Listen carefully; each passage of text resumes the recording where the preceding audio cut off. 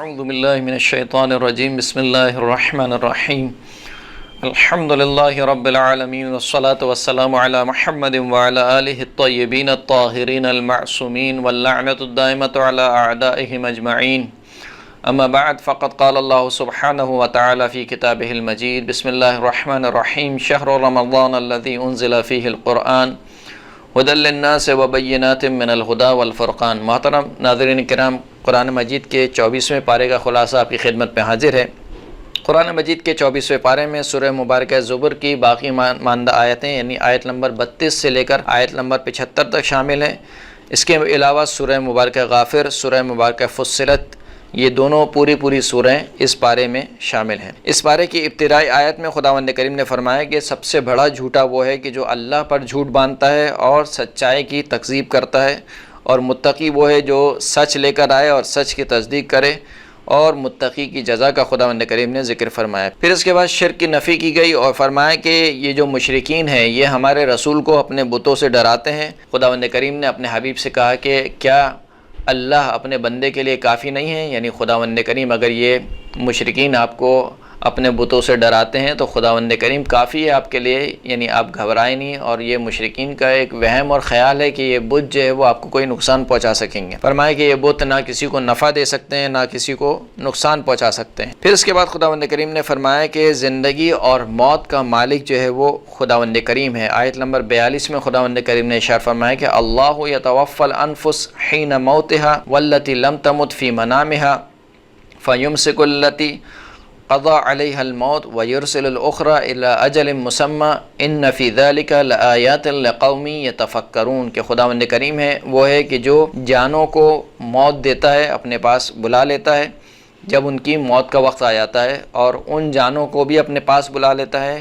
کہ جو مری نہیں ہوتی لیکن سوئی ہوئی ہوتی ہیں۔ پس وہ جو سوئی ہوئی ہوتی ہیں ان کی روح کو دوبارہ واپس بھیج دیتا ہے، اور جو سوئی ہوئی نہیں ہوتی ہیں جن کے موت کا وقت آ جاتا ہے ان کو ان کی ارواح کو اپنے پاس روک لیتا ہے۔ پھر فرمایا کہ یہ جو موت اور زندگی کا کھیل ہے یہ نشانی ہے اس قوم کے لیے جو کہ فکر کرنے والی ہے، غور و فکر کرنے والی ہے۔ پھر اس کے بعد خداوند کریم نے ارشاد فرمایا کہ حق شفاعت جو ہے وہ فقط خداوند کریم کے لیے ہے۔ پھر اس کے بعد جس کو وہ چاہے یہ حق دے دے، لیکن خداوند کریم نے اس حق کو بتوں کے لیے نہیں دیا، یعنی بتوں کو خداوند کریم نے شفیع قرار نہیں دیا۔ پھر فرمایا کہ ہم مشرکین کو ایسے عذاب میں مبتلا کریں گے کہ قیامت کے دن وہ چاہیں گے کہ زمین اور پوری روئے زمین پر جو کچھ ہے وہ سب کا سب اس عذاب کے بدلے جو ہے وہ خداوند کریم کی بارگاہ میں فدیے کے طور پر دے دیں، اور کہیں کہ ہم سب کا سب جو ہے وہ جو کچھ زمین پر ہے اور جو کچھ روئے زمین پر ہے وہ سب کا سب فدیے کے طور پر دیتے ہیں، ہمارے عذاب کو ٹال دے۔ تو اس وقت خداوند کریم تب بھی ان کے عذاب کو نہیں ٹالے گا۔ پھر اس کے بعد خداوند کریم نے ذکر فرمایا کہ یہ مشرکین وہ ہیں جن کے عذاب کا بھی تذکرہ ہوا۔ یہ مشرکین وہ ہیں کہ جب ایک خدا کا ذکر کیا جاتا ہے تو ان کے چہرے بگڑ جاتے ہیں،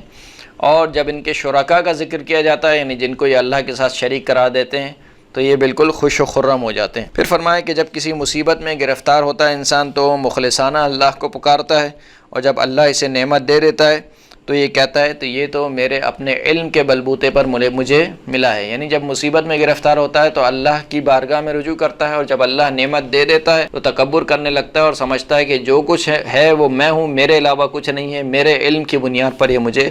دیا گیا ہے۔ پھر اس کے بعد خداوند کریم نے بیان فرمایا کہ رزق کو وسعت دینا اور رزق کو تنگ کرنا یہ اللہ کے دست قدرت میں ہے۔ رزق کی ذمہ داری جو ہے وہ اللہ نے اپنے سبت رکھی ہے۔ اور پھر آیت نمبر 53 میں خداوند کریم نے اپنے بندوں میں کسی کو استثناء نہیں کیا، چاہے وہ کافر ہو، چاہے وہ مشرک ہو، چاہے وہ مسلمان ہو، ہر بندے کو کہا کہ دیکھو اللہ کی رحمت سے مایوس نہ ہو۔ فرمایا کہ قل یا عبادی الذین اسرفوا علی انفسہم لا تقنطوا من رحمت اللہ ان اللہ یغفر الذنوب جمیعا انہ هو الغفور الرحیم۔ اے حبیب کہہ دیجئے کہ اے میرے وہ بندوں کہ جنہوں نے اپنے نفسوں پر ظلم کر لیا ہے، یعنی گناہ کے مرتکب ہوئے ہیں، ان سے کہہ دو کہ اللہ کی رحمت سے مایوس نہ ہو۔ خداوند کریم بخشنے والا ہے تمام گناہوں کو، اور وہ خداوند کریم بہت زیادہ بخشنے والا ہے اور بہت زیادہ رحم کرنے والا ہے۔ اس کے بعد خداوند کریم نے ان لوگوں کا تذکرہ کیا کہ جو اللہ پر جھوٹ باندھتے ہیں۔ فرمایا کہ جو شخص بھی اللہ پر جھوٹ باندھتا ہے قیامت کے دن اس کا چہرہ سیاہ ہوگا۔ اور اس کے بعد خداوند کریم نے توحید کو بیان کیا اور شرک کی بھرپور انداز میں مذمت ہوئی، یہاں تک کہ آیت نمبر 65 میں خداوند کریم نے ارشاد فرمایا کہ وَلَقَدْ أُوحِيَ إِلَيْكَ وَإِلَى الَّذِينَ مِن قَبْلِكَ لَئِنْ أَشْرَكْتَ لَيَحْبِطَنَّ عَمَلُكَ وَلَتَكُونَنَّ مِنَ الْخَاسِرِينَ۔ اے حبیب، بے تحقیق آپ کی طرف وحی کر دی گئی اور ان لوگوں کی طرف بھی وحی کی جو آپ سے پہلے تھے۔ لَئِنْ أَشْرَكْتَ، اب یہ خداوند کریم اپنے حبیب سے مخاطب ہے، یعنی وہ حبیب جو کہ اشرف المخلوقات ہے، یعنی اشرف المخلوقات سے مراد یعنی تمام کائنات میں جو سب سے بافضیلت ترین اور باشرافت ترین ہستی ہے وہ رسول اللہ صلی اللہ علیہ وآلہ وسلم کی ذات گرامی ہے۔ ان کو مخاطب کر کے خداوند کریم کہہ رہا ہے کہ اے حبیب، اگر آپ نے اللہ کے ساتھ شریک قرار دیا کسی کو، نعوذ باللہ، اگرچہ کہ محال ہے، ہو نہیں سکتا ہے، لیکن دوسرے انسانوں کو سمجھانے کے لیے کہ دیکھو شرک اللہ کو اس قدر ناپسند ہے کہ اگر ہمارا محبوب بھی یہ کام کرے تو ہم کیا کریں گے؟ لَيَحْبَطَنَّ عَمَلُكَ، خداوند کریم آپ کے عمل کو ضائع کر دے گا، وَلَتَكُونَنَّ مِنَ الْخَاسِرِينَ، اور آپ خسارہ اٹھانے والوں میں سے ہو جائیں گے۔ تو اگرچہ کہ رسول اللہ کی ذات سے بہت محال ہے کہ رسول اللہ خدا کے ساتھ کسی کو شریک قرار دیں، لیکن دوسرے انسانوں کو سمجھانے کے لیے رسول اللہ کی مثال دی گئی کہ دیکھو اگر یہ ہمارا حبیب بھی شرک کرے گا تو اس کے ساتھ ہم یہ کام کریں گے، تو جب ہم اپنے حبیب کو نہیں بخشیں گے شرک کے معاملے میں تو تم تو کس کھیت کی مولی ہو۔ اس کے بعد سور پھونکے جانے کا تذکرہ ہوا اور روز قیامت کے حالات خداوند کریم نے ذکر فرمائے اور کافروں کی سزا اور متقین کی جزا کا ذکر ہوا، اور یوں اس طریقے سے سورہ مبارکہ زمر یہاں پر اختتام پذیر ہوئی۔ اس کے بعد کی جو اگلی سورہ ہے وہ سورہ مبارکہ غافر ہے کہ جس کی کل 85 آیات ہیں۔ اس کی ابتدائی آیت میں خداوند کریم نے فرمایا کہ خداوند کریم گناہوں کو بخشنے والا ہے اور وہی توبہ کو قبول بھی کرنے والا ہے، لیکن جہاں پر خداوند کریم گناہ کو بخشنے والا ہے، توبہ کو قبول کرنے والا ہے، وہیں پر خداوند کریم شدید عقاب اور شدید عذاب دینے والا بھی ہے، یعنی رحمت اور جسے کہنا چاہیے غضب کو خداوند کریم نے بیان فرما دیا کہ کوئی شخص یہ نہ سمجھے کہ خدا تو رحیم ہے، کریم ہے، انشاءاللہ میرے گناہ کو بخش دے گا اور پھر وہ اپنے پورے نام اعمال کو گناہ سے بھر دے، ایسا بھی نہ ہو۔ اور ایسا بھی نہ ہو کہ انسان خوف کے مارے اللہ سے نا امید ہو جائے کہ اب تو میرے اتنے گناہ ہو گئے، اب کیسے میرے یہ گناہ بخشے جائیں گے۔ تو خداوند کریم نے اپنے بندے کو خوف اور امید کے درمیان رکھا ہے، ایک طرف سے اپنے عذاب سے ڈرایا بھی ہے اور دوسری جانب سے اپنی رحمت کی نوید بھی سنائی ہے کہ دیکھو اگر خدا نخواستہ کسی سے کوئی گناہ ہو گیا ہے تو خداوند کریم توبہ کو قبول کرنے والا ہے، خداوند کریم بخشنے والا ہے۔ وہ یہ نہ سمجھے کہ اب تو مجھ سے یہ گناہ ہو گیا، اب تو میں بخشا ہی نہیں جاؤں گا، اور اس بلبوتے پر وہ اپنی اگلی پوری زندگی کو خراب کر لے، یا مثال کے طور پر خدا کا نافرمان ہو جائے یا خدا کا انکار کرنے لگے۔ تو اس وجہ سے انسان کو خوف اور رجا کے درمیان رکھا گیا ہے۔ اس کے بعد کی آیت میں خداوند کریم نے ذکر کیا کہ یہ کفار اللہ کی آیات میں جھگڑا کرتے ہیں، جیسے کہ جناب نوح علیہ السلام کی قوم نے کیا، پس اللہ نے انہیں عذاب میں گھیر لیا۔ اور اس کے بعد خداوند کریم نے فرمایا کہ ملائکہ مومنین کے لیے استغفار کرتے ہیں، اور ملائکہ جو مومنین کے لیے دعائیں کرتے ہیں ان دعاؤں کا تذکرہ ہوا۔ خداوند کریم ارشاد فرماتا ہے کہ الذین یحملون العرش ومن حولہ یسبحون بحمد ربہم ویؤمنون بہ ویستغفرون للذین آمنوا ربنا وسعت کل شیء رحمتا وعلما فاغفر للذین تابوا واتبعوا سبیلک وقہم عذاب الجحیم، کہ وہ فرشتے جنہوں نے عرش الہی کو اٹھایا ہوا ہے اور جو عرش الہی کے ارد گرد ہیں، یہ تمام کے تمام فرشتے اللہ کی حمد کے ساتھ، اپنے پروردگار کی حمد کے ساتھ اس کی تسبیح کرتے ہیں اور اس پر ایمان لاتے ہیں، اور ان لوگوں کے لیے استغفار کرتے ہیں جو کہ ایمان لائے اور کہتے ہیں کہ اے پروردگار تیری رحمت اور تیرا علم ہر چیز پر وسیع ہے، ہر چیز پر کو اپنے احاطے میں لیا ہوا ہے، پس تو بخش دے ان لوگوں کو کہ جنہوں نے توبہ کی اور تیرے راستے کی پیروی کی اور ان کو جہنم کے عذاب سے بچا لے۔ اور پھر اس کے بعد مزید دعائیں ہیں جو فرشتوں کی مومنین کے حق میں ہیں، اس کو خداوند کریم نے ذکر فرمایا کہ اے پروردگار ان مومنین کو جنت میں داخل فرما دے کہ جس کا تو نے ان سے وعدہ کیا ہے، اور جو ان کے آباء و اجداد میں سے اور ان کی زوجات میں سے اور ان کی جو نسلیں ہیں ان میں سے جو صالح بندے ہیں ان کو بھی جنت میں داخل فرما دے۔ اور پھر فرمایا کہ اے پروردگار ان کو برے اعمال سے بچا لے، اور جس کو تو اس دن برے اعمال سے بچا لے پس اس پہ تو نے اپنا رحم و کرم کیا۔ اس کے بعد خداوند کریم نے کفار کے عذاب کا تذکرہ کیا، اور پھر اس کے بعد خداوند کریم نے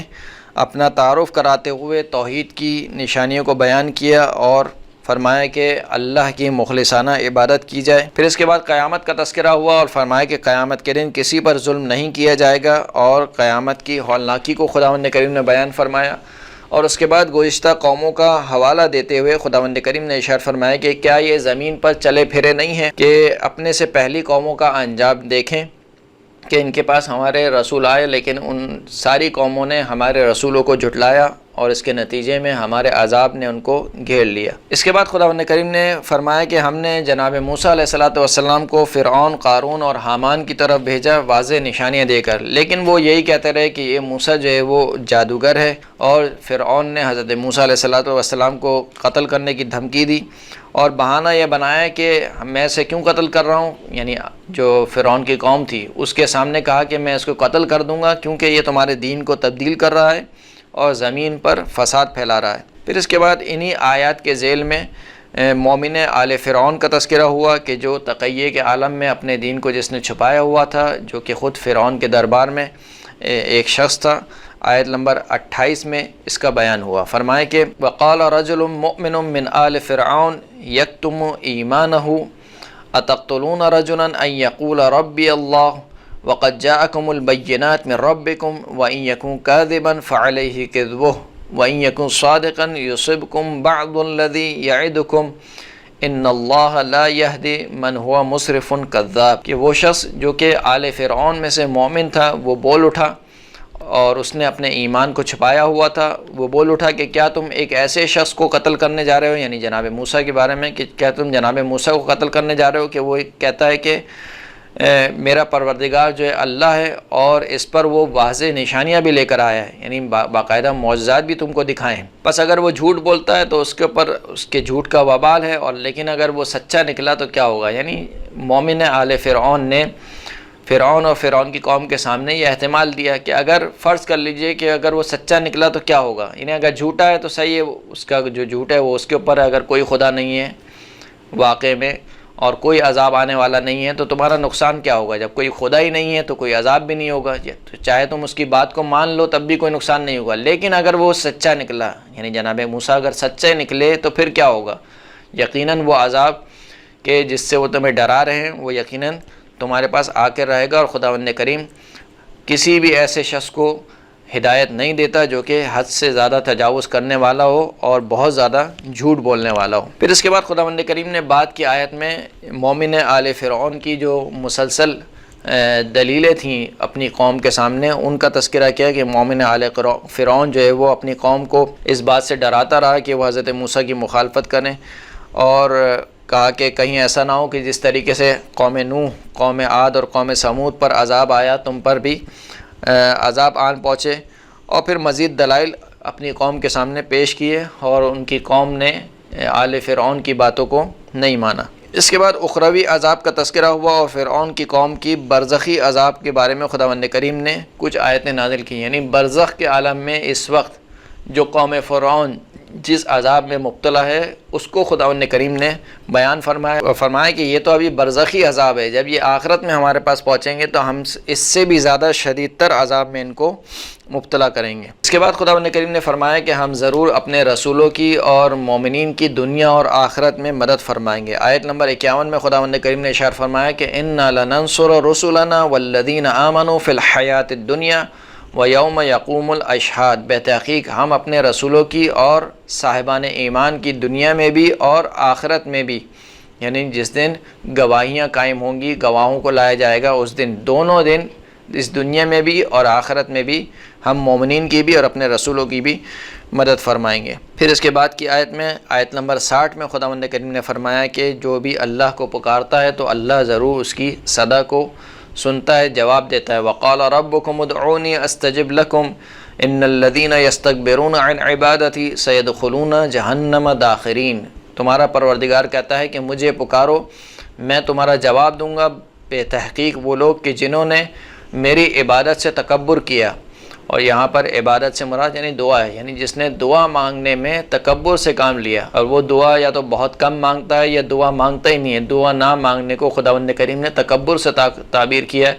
کہ گویا انسان اپنے آپ کو اس قدر بے نیاز سمجھ رہا ہے کہ اس کو اللہ کی ضرورت نہیں ہے، لہٰذا جو شخص دعا نہیں مانگتا وہ گویا اللہ کے سامنے تکبر کر رہا ہے۔ فرمایا کہ جو شخص ہماری عبادت سے تکبر کرتا ہے عنقریب ہم ان کو جہنم میں داخل کر کے رہیں گے۔ پھر اس کے بعد خداوند کریم نے توحید کی واضح نشانیوں کا تذکرہ کیا، شرک کی نفی کی، کفار کے عذاب کا تذکرہ ہوا۔ جب وہ عذاب خدا کو دیکھیں گے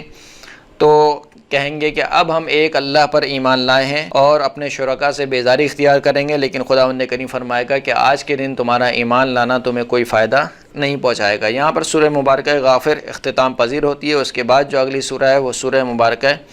فصلت ہے کہ جس کی کل 46 آیتیں ہیں گی جو اس پارے میں شامل ہیں۔ ابتدائی آیت میں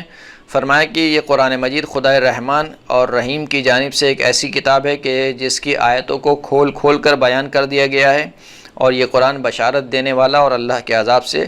ڈرانے والا ہے۔ پھر اس کے بعد اللہ نے کافروں کی ہٹ درمی کا تذکرہ کرتے ہوئے فرمایا کہ وَقَالُوا قُلُوبُنَا فِي أَكِنَّةٍ مِّمَّا تَدْعُونَ إِلَيْهِ وَفِي آذَانِنَا وَقْرٌ وَمِن بَيْنِنَا وَبَيْنِكَ حِجَابٌ فَاعْمَلْ إِنَّنَا عَامِلُونَ، کہ یہ کفار جو ہیں وہ ہٹ درمی کرتے ہوئے کہتے ہیں کہ ہمارے دلوں پر تو پردے پڑے ہوئے ہیں، یعنی جس چیز کی طرف تم ہمیں بلانا چاہتے ہو ہمارے دل مائل نہیں ہوتے، گویا ہمارے دلوں پر پردے پڑے ہوئے ہیں اور ہمارے کان میں میل گھسا ہوا ہے، یعنی تمہاری باتیں ہمیں سمجھ میں نہیں آتی، اور تمہارے اور ہمارے درمیان ایک حجاب قائم ہے، یعنی اپنے رسولوں سے کہتے ہیں کہ تمہارے اور ہمارے درمیان حجاب قائم ہے، تم جو کچھ کہتے ہو ہمیں وہ سمجھ میں نہیں آتا، بس تم عمل کرو اور ہم بھی عمل کر رہے ہیں۔ پھر اس کے بعد خداوند کریم نے اپنے حبیب کو حکم دیتے ہوئے ارشاد فرمایا کہ اے حبیب آپ کہہ دیجئے کہ میں تمہاری طرح کا ایک بشر ہوں، لیکن مجھ پر وحی نازل ہوتی ہے کہ تمہارا جو پروردگار ہے وہ ایک پروردگار ہے، واحد و یکتا معبود ہے،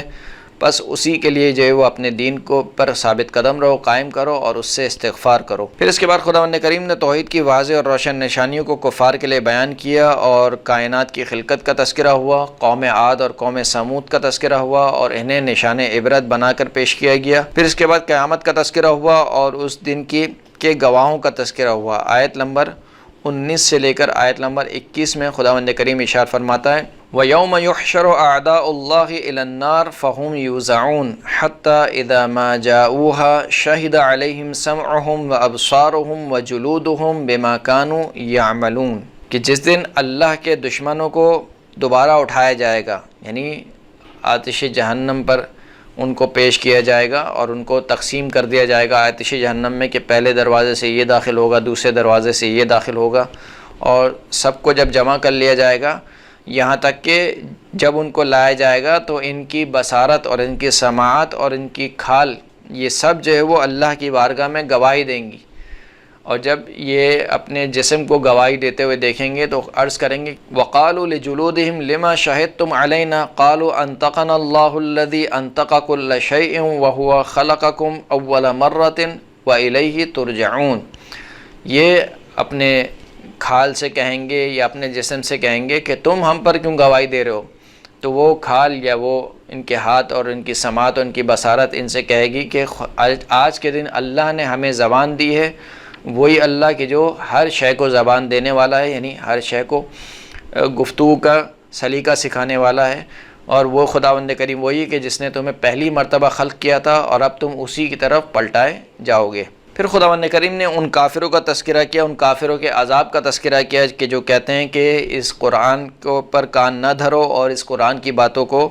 نہ سنو۔ پھر اس کے بعد صاحب ایمان کی جزا ذکر ہوئی، اور جو اپنے ایمان پر ثابت قدم رہے گا ان کی جزا کا تذکرہ ہوا۔ خداوند کریم ارشاد فرماتا ہے کہ ان الذین قالوا ربنا اللہ ثم استقاموا تتنزل علیہم الملائکۃ الا تخافوا ولا تحزنوا وَأَبْشِرُوا بِالْجَنَّةِ الَّتِي كُنْتُمْ تُوعَدُونَ، کہ بتحقیق وہ لوگ جنہوں نے یہ کہا کہ اللہ ہمارا پروردگار ہے اور پھر اس پر ثابت قدم رہے، تو ان پر ملائکہ نازل ہوتے ہیں اور کہتے ہیں کہ تم گھبراؤ نہیں، خوف نہ کھاؤ اور غمگین نہ ہو، اور تمہیں جنت کی بشارت ہو کہ جس کا تم سے وعدہ کیا گیا تھا۔ اس کے بعد خداوند کریم نے فرمایا کہ نیکی اور بدی برابر نہیں ہو سکتے، اور برائی کو ایسی نیکی سے دور کیا جائے کہ جو اس سے اچھی ہو۔ آیت نمبر 34 میں خداوند کریم ارشاد فرماتا ہے کہ وَلَا تَسْتَوِي الْحَسَنَةُ وَلَا السَّيِّئَةُ ادفع باللتی ہی احسن فاذا الذی بینک وبینہ عداوۃ کأنہ ولی حمیم۔ فرمایا کہ نیکی اور برائی برابر نہیں ہو سکتے، بس دور کرو برائی کو اس نیکی کے ذریعے سے جو برائی سے زیادہ اچھی ہو۔ اگر تم نے ایک کام انجام دیا تو تم دیکھو گے کہ وہ شخص کہ تمہارے اور جس کے درمیان عداوت ہے، دشمنی ہے، اگر تم نے نیکی کے ذریعے سے برائی کو دور کیا تو وہ تمہارا پکا دوست بن جائے گا۔ یعنی اگر تم نے اس طریقہ کار کو اپنا لیا کہ تم ہمیشہ برائی کو نیکی کے ذریعے سے دور کرو گے، اور جس طریقے سے سیرت رسول اللہ صلی اللہ علیہ وآلہ وسلم میں ملتا ہے کہ ہمیشہ رسول اللہ نے برائی کو نیکی کے ذریعے سے دور فرمایا ہے، تو خداوند کریم فرماتا ہے کہ جو بھی برائی کو نیکی کے ذریعے سے دور کرے گا اس کا ایک فائدہ دنیا میں یہ ہوگا کہ جو اس کے دشمن ہیں وہ اس کے پکے دوست بن جائیں گے، اور ان کے درمیان دشمنی ختم ہو جائے گی۔ اس کے بعد خداوند کریم نے اپنی توحید کی نشانیوں کا تذکرہ کیا کہ یہ رات اور دن اور یہ چاند اور ستارے یہ سب کے سب جو ہے وہ اللہ کی نشانیوں میں سے ہیں۔ اور پھر اس کے بعد خداوند کریم نے ان افراد کا تذکرہ کیا کہ جو ملحد ہیں، یعنی اللہ کی آیتوں کا انکار کرتے ہیں، ان کے عذاب کا تذکرہ ہوا۔ اس کے بعد اس پارے کے اختتام پہ خداوند کریم نے جناب موسیٰ کا حوالہ دیتے ہوئے ارشاد فرمایا کہ ہم نے جناب موسیٰ کو کتاب عطا کی، لیکن بنی اسرائیل اس میں اختلاف کرتے رہے، اور پھر آخر میں خداوند کریم نے ارشاد فرمایا کہ جو بھی انسان نیک و صالح عمل انجام دیتا ہے وہ خود اس کے اپنے نفع میں ہے، اور اگر کوئی برائی کرتا ہے تو وہ خود اپنے نفس کے نقصان میں برائی کرتا ہے۔ وآخر الدعوانا الحمد للہ رب العالمین۔